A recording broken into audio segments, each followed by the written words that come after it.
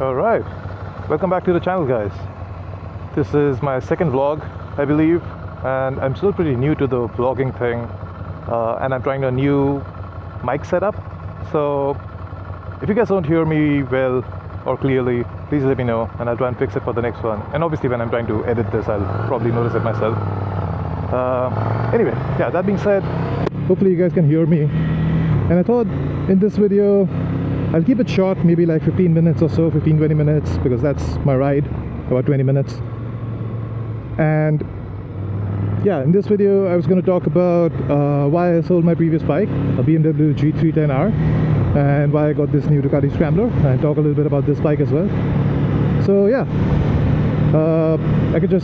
let's just cut to the chase and talk about why I sold the previous bike. If you saw my previous video, the first one where I test ride a BMW F900R, then you would have heard some of my thoughts about why I wanted to sell it. But if not, I can repeat some of those points like for a couple of minutes. It shouldn't take long. Essentially, that was a great beginner bike.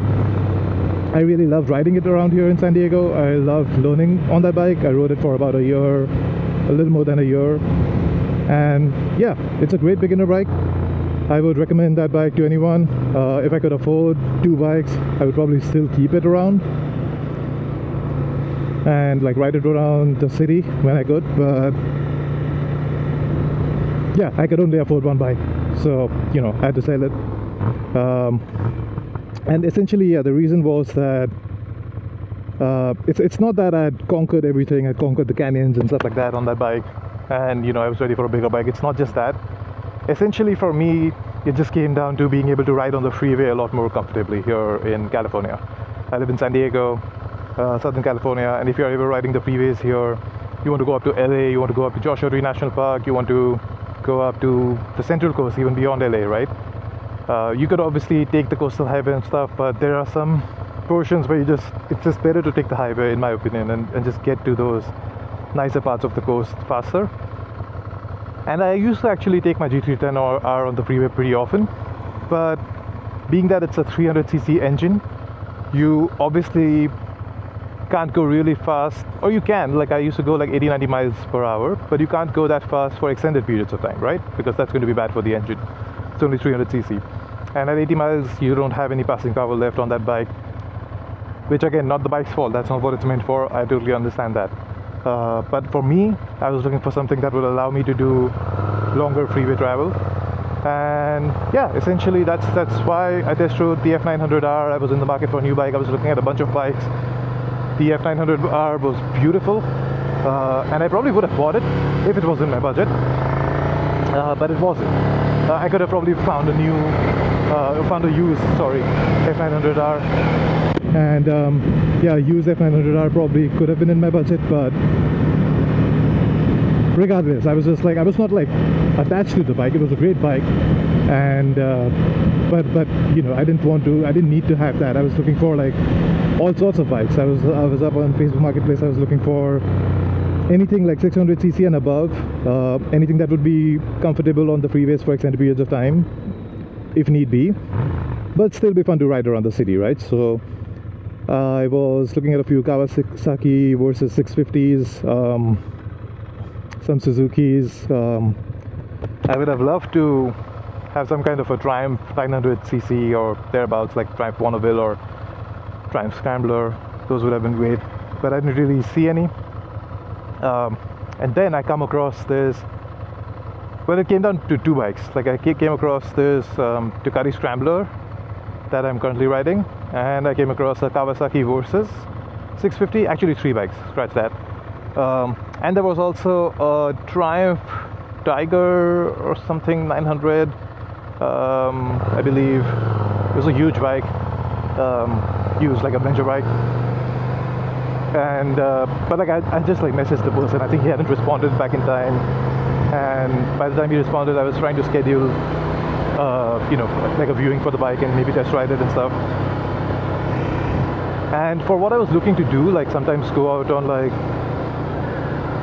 touring like longer distances on the bike, it would probably have been great, like a Triumph or even a Kawasaki Versys 650. Like, you know, they are made for like, I think they are a bit more comfortable on the freeways with their you could put like a big windshield on them and stuff, and I think just ergonomically they're just a little bit better on the freeways. But then I saw the Ducati Scrambler, right? And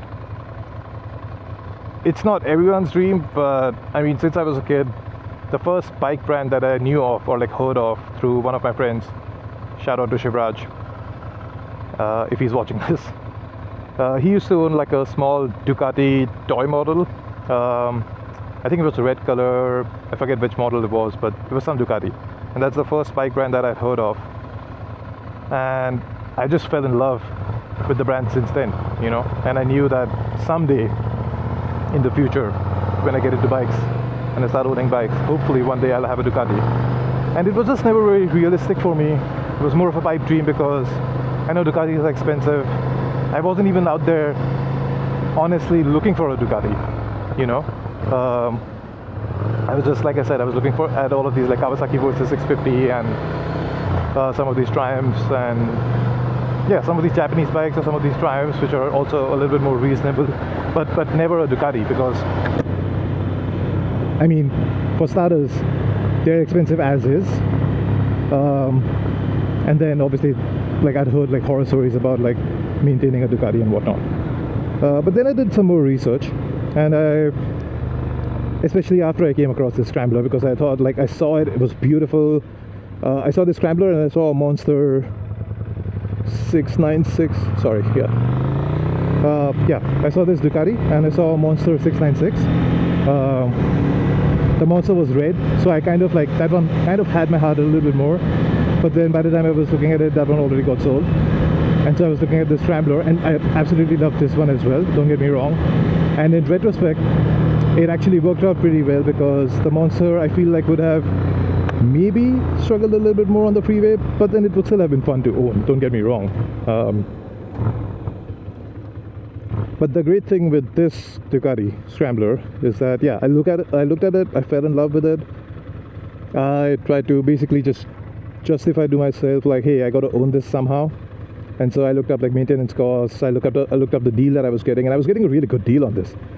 I got this one for, it's a 2015 Ducati Scrambler Full Throttle, and I got this one for about 4,500, and I traded in my BMW G310R too, and I got a decent amount back for it.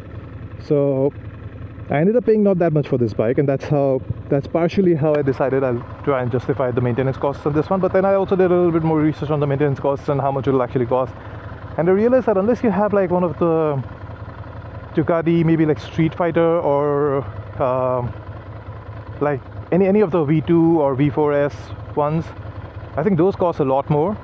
The sportier models, the sports bikes, maybe even the Multistrada. I'm not sure about the Multistrada, but I know that the Scrambler and the Monsters, the smaller ones, they don't cost as much. And you know, you could do the major service like the valve and belts and stuff like that, you could do it at the dealership, which is what I plan on doing. But then for smaller services, either you could do them yourself, but I don't really know how to do them yet. I haven't really learned even how to do an oil change, if I'm being honest. So if you have a good mechanic, you could just take it, yeah, you could just take it to a mechanic to do all of that like smaller stuff.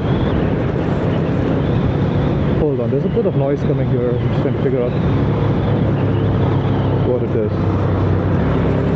Yeah, so yeah, and for the smaller stuff, you could just take it to a mechanic, and that would be a lot cheaper. Find a good mechanic, obviously, and I thankfully have one here in San Diego. So yeah, essentially I justified it in my own head. I did some research, and even though it may not make much sense, and I also bought this bike with like a decent number of miles on it. It had like 35,700 miles on it, but that didn't really bother me, because I had the service record. It was serviced pretty well. It was always serviced at GB Motorcycles here in San Diego, which is, I think, the official Ducati dealership or whatever. So I was pretty happy with the condition of the bike when I saw it, and even though it had 35,000 miles, that still, just like I said, didn't bother me. And I'm so glad I went for something like this, then and obviously no slight on the Kawasaki versus 650 or the Triumph Tiger or any of those bikes. Those are great bikes, don't get me wrong, but I mean, I don't know, man. Like, for me, this bike just has so much soul, and it's just so much fun riding around the city. Like, sure, like some of those other bikes would have been way more comfortable on the freeway, but the great part with this bike is that it can still do freeway speeds like very easily. Like, you don't even have to think about it. In fact, I got it on a Tuesday. Actually, today's a Tuesday, and I got this bike exactly 4 weeks ago today. I got this bike on a Tuesday. I had to go in to work for a work trip to LA, Pasadena, from San Diego, and somehow everything worked out with the bike, and I actually ended up getting it on the Tuesday before my Wednesday work trip. And I was going to take my car initially. Then I got the bike, and get this, I'd only ridden the bike 10 miles the first day I got it, just basically back home and like around my neighborhood, you know, for like short sunset ride. And then the next day, and also the great part, again, here's the great part, like the bike came with some SW Modic saddlebags, and I had a Kreka backpack, R35 I believe. This is the one that I had. I recently sold it, but that's a different story. Yeah, so anyway, so I had the saddlebags, I had my Kreka backpack, and it was going to be a 2-day work trip, 2-night work trip, so Wednesday and Thursday night. So I had to fit in some work clothes, my laptop in the backpack, some other essentials, first aid, snacks, water, all of that stuff. I didn't have a tank pack like I do now, this one. The small SW Modic Legend Gear LT1 magnetic tank bag. This is awesome, by the way. And if you guys have any questions about gear or any of the stuff on the bike, I'll cover that in a different video. But please feel free to ask me any questions you have about this one or the G310R in the comments. So yeah, I had the saddlebag. So what I did was, on Tuesday night, I was so excited, right? And I looked at the bike, obviously, like I hadn't taken it to my mechanic, but I looked at the bike, it looked in fairly good condition as is.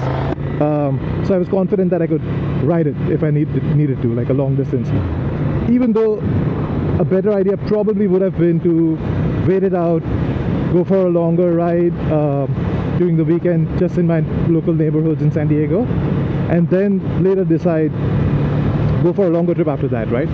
But I was just so damn excited, man, and that's just, I mean, why do we ride motorcycles, right? It's just incredibly fun, and you just love some of these motorcycles. I fell in love with this bike, so I decided to take a gamble. I filled up my saddlebags and backpack on Tuesday night with all of the stuff that I would need for my work trip. But then I told myself I'd wake up the next morning and I'd decide then, like, do I feel like riding? Do I really feel like I can ride all the way to LA? I'd never ridden out of San Diego before on my G310R, even like non-freeway roads. I'd ridden it on the freeway plenty, like I would ride it for like, I think the longest that I'd ridden it at like one single time was like about 40 minutes on the freeway. But then I'd ridden on the freeway multiple times, so I wasn't like afraid of like riding on the freeway. I knew how to ride on the freeway and stuff like that. That wasn't an issue. But I still had never done like a long ride on the freeway, right? And that's obviously way more taxing with the wind blast and everything, and especially on a naked bike like this one. Yeah, well, now I have a windshield, but I can answer questions about that too. That time I didn't have this windshield. It was just a naked bike, no windshield, right? And I still decided to, you know, see that morning. I told myself that I'll decide that morning what I want to do, whether or not I want to take this bike. If I don't feel like it, I'll just drive my car. But you know, that morning I was like, even that morning I wasn't really sure. Like, I really, like, my heart really wanted to, but my brain was telling me that, and my gut feeling was that let's just ride it too. So you know, like, you always got to listen to your gut, because obviously it sometimes keeps you safe. So, or like, it always keeps you safe, whatever. But obviously my brain told me that, hey, like, a car is just going to be so much more comfortable when you need to stop for lunch. And it was going to, and there was a heat wave in LA. I didn't mention this. There was a heat wave in LA the 2 days that I was going to be riding there. It was going to be like about 34, 35 degrees Celsius, right? So maybe not hot for some parts of the world, but it was hot, plenty hot for me, and for a first long trip too. But you know what? I said, fuck it. Sorry for the expletives, but I said, fuck it. Let's just do it. I really wanted to do it. So I think about like 11 a.m. I got on the freeway. And as I'm getting out of San Diego, As I see like the last 2 or 3 exits in San Diego, as you go north, you hit like Oceanside, and then after that there's I think no exits for like about 30 minutes until you hit San Clemente.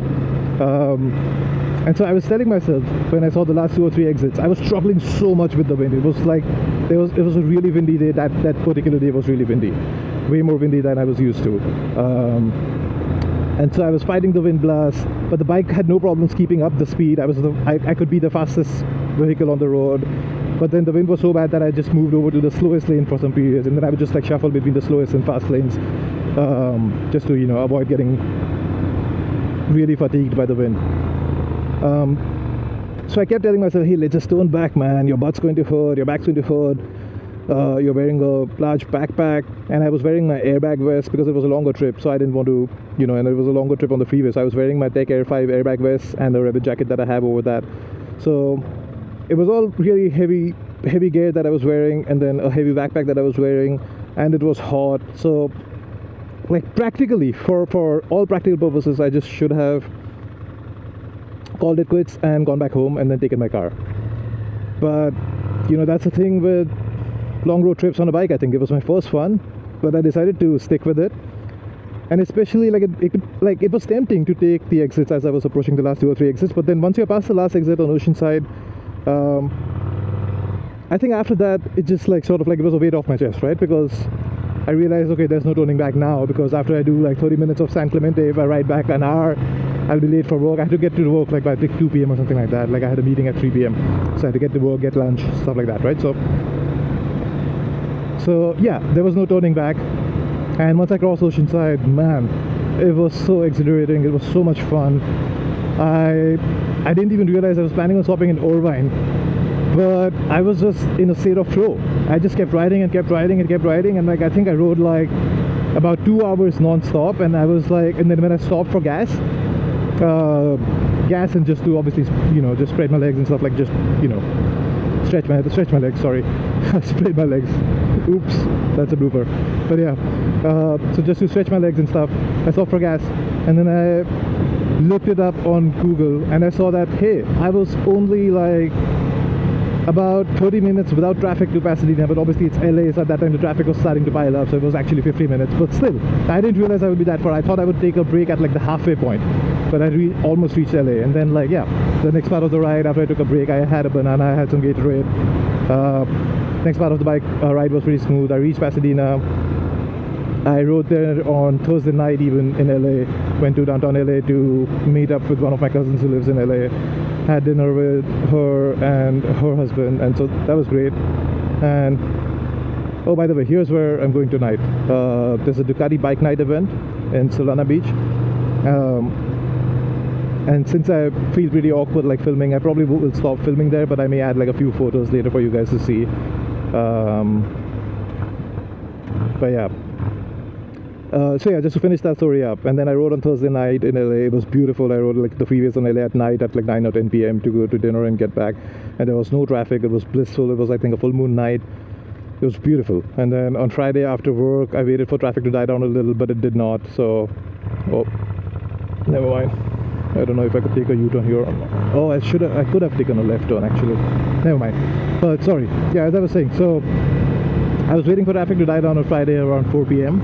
and obviously it was not dying down. So I just decided to, I again said like, just fuck it, let's just go. And man, that was like brutal because it was really hot. And there was traffic all the way to Irvine. But I was able to lane split almost all the way through. And so let's cut my time down, I think like 20 or 30 minutes overall, but it still took almost 2 hours to get to Irvine. Thankfully at Irvine I stopped for like a tea break and got some tea at this Indian restaurant and got some snacks. Stopped for like maybe 30 minutes, and then I saw from there around 6 p.m. there was no traffic to San Diego. Like it was like less than 60 minutes. So just headed back home, blissful. Did a 270-mile round trip overall, the second day of owning the bike. So all that is to say, this is a great bike. I'm completely in love with it, and yeah, I would recommend it to anyone. And in the next video I can talk a little bit more about this bike. I can talk about upgrades that the bike came with from the previous owner, some of the upgrades that I did, some of the other upgrades that I'm planning to do. Not really expensive ones, just small upgrades here and there. I can talk about luggage, I can talk about other stuff. Let me know. But yeah, this is basically a Ducati Scrambler Full Throttle 2015 800cc bike. Great bike, and today I'm headed to my local Ducati bike night. It's the second bike night that I'm going to. The first one was in Little Italy in San Diego, and today this one's in Solana Beach.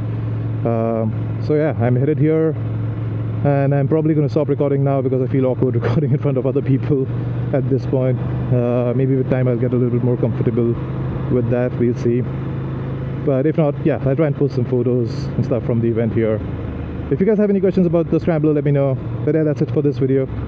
Hope you guys found it helpful, and yeah, see you guys on the next one.